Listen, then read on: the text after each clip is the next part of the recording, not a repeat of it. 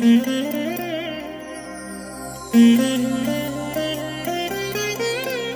దినం పరము నుండి దిగివచ్చు మాట.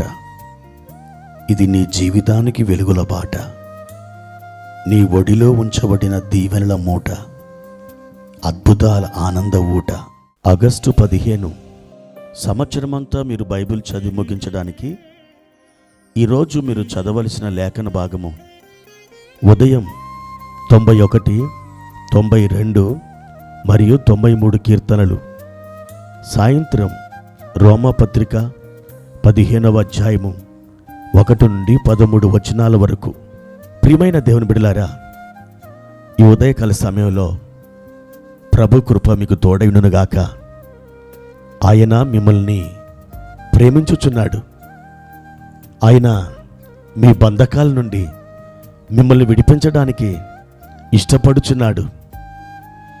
మీరు చెప్పుకోలేని సమస్యలతో, వేదనతో దినములు గడిపేస్తున్నారా?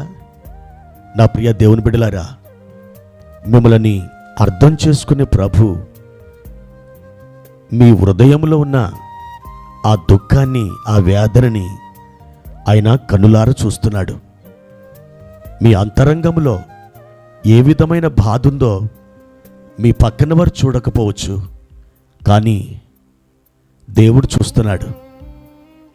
ఎవరు చూచినా చూడకపోయినా ఆయన చూచే దేవుడిగా ఉన్నాడు.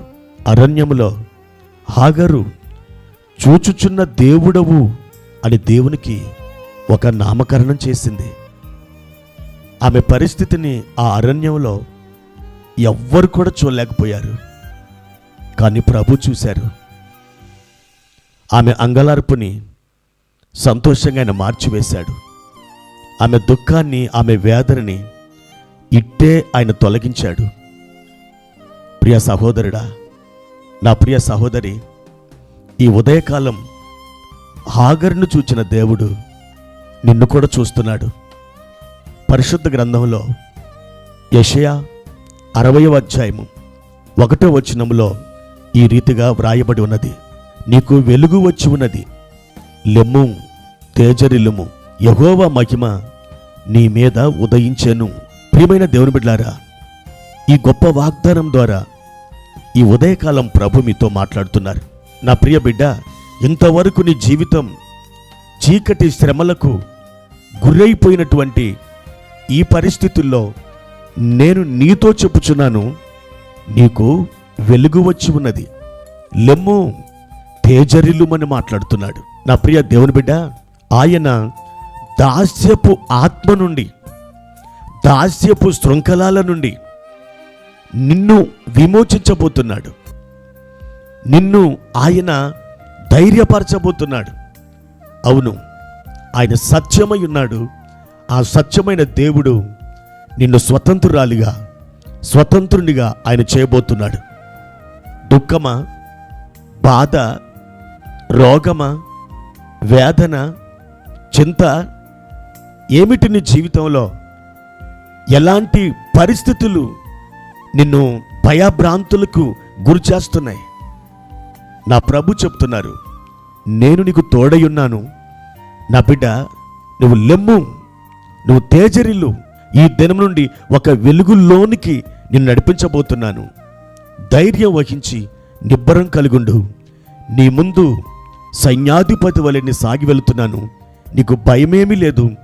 నీకు విడుదల సమయం సమీపించి ఉన్నదని పరిశుద్ధాత్మ దేవుడు ఈ ఉదయకాల సమయంలో మీతో మాట్లాడుతున్నారు. ఆయన తట్టు చూడండి, ఆయన తట్టు కళ్ళెత్తండి. నిశ్చయముగా మీరు మేలుకరమైనటువంటి మార్గం గుండా సాగి వెళతారు. అద్భుతమైన సమృద్ధిని అనుభవిస్తారు. దేవుని కృప మీకు తోడైనగాక. ప్రార్థన. పరిశుద్ధుడా, ప్రేమ కలిగిన తండ్రి, మీ ఘనమైన పరిశుద్ధ పాదములకై స్తోత్రములు.